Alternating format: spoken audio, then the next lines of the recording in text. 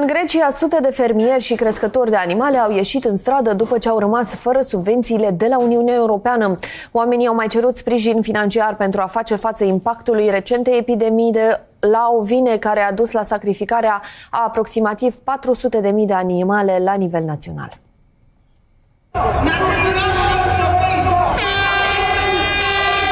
Fermierii greci susțin că în prezent nu mai au oi, nu pot munci și nu își pot întreține familiile. Protestatarii cer intervenția autorităților elene pentru a ieși din impas.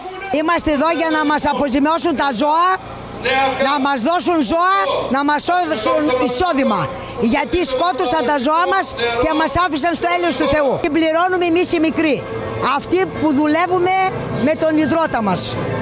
Που δεν είμαστε κλέφτες και δεν είμαστε λαμόγια. Un alt necaz cu care se confruntă fermierii greci este decizia Parlamentului European de a asista plata subvențiilor din cauza unor anchete privind fraudarea fondurilor europene. Oamenii se simt pedepsiți pe nedrept și solicită Uniunii Europene să deschidă o anchetă pentru a afla cu exactitate ce s-a întâmplat.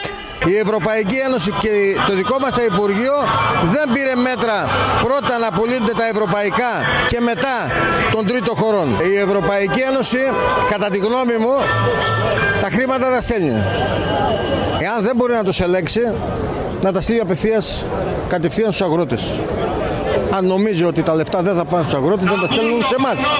Να ζητάνε καταστατικά και να τα στέλνουν σε εμάς. Ζητάμε από την Ευρώπη σε συνεργασία με την κυβέρνηση και το Υπουργείο να βρεθεί εκείνη η φόρμουλα η οποία θα πετάξει έξω όλα τα παράσιτα, όλους εκείνους που καταχράστηκαν τα χρήματα των Ελλήνων παραγωγών. Αγρότες και κτηνοτρόφοι υποστηρίζουν πως ο κλάδος οδηγείται στην απόλυτη καταστροφή.